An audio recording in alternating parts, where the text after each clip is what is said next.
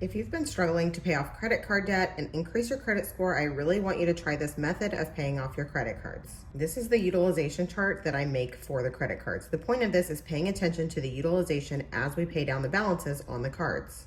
Not only are we paying attention to the utilization, but we're also breaking the credit card balances down into these smaller, more manageable goals. If you're someone who's motivated by your credit score increasing while you're paying off debt, you do not want to just pay off one credit card at a time. You'll want to make sure the balances on all of your cards get lower every month, because remember, they take into account the individual utilization on each card, but they also look at the overall utilization. This is what a lot of people miss. A lot of people think they're only looking at the overall utilization when actually they do look at the individual utilization on each card as well. The utilization ratings are 50 to 100% is not good, 30 to 49% is better but not great, 10 to 29% is good, and 0 to 9% is excellent. So ideally, you want to be somewhere in this range with all of your cards.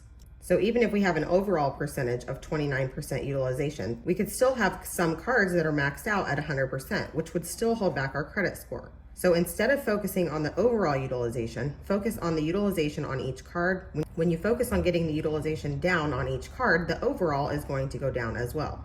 Let's say you're starting with 5 credit cards that are all maxed out at 100% utilization, and you're only paying off one credit card at a time. One of your cards might go from 100% down to 0%, which would be good for your credit score. But having these other 4 cards still at 100% is going to hold back the score. So you want to get these balances all down some instead of just focusing on that one card if you are motivated by seeing your credit score increase. So instead of paying off the one card down to 0, you might be able to get this card to 90%, this card to 85%, this card to 92%, this card to 70%. Maybe this card you can only get down to 98%. This is going to help your score more than paying off that one card because none of your cards are going to be maxed out at this point any longer.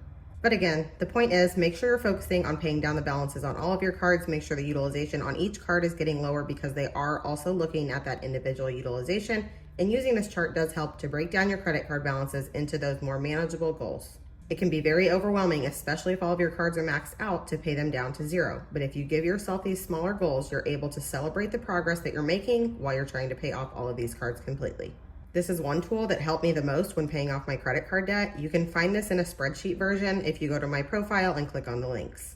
Remember that utilization is the credit factor that we have the most control over, and it's the easiest to fix. All it takes is paying down the balances on our credit cards, which I know is not always easy. But again, that's the easiest place for us to start if we're wanting to increase our credit score while we're paying off debt. Start with the utilization first. That's the credit factor that we have the most control over. If you have any questions about credit cards or credit scores, let me know and we'll try to go over it.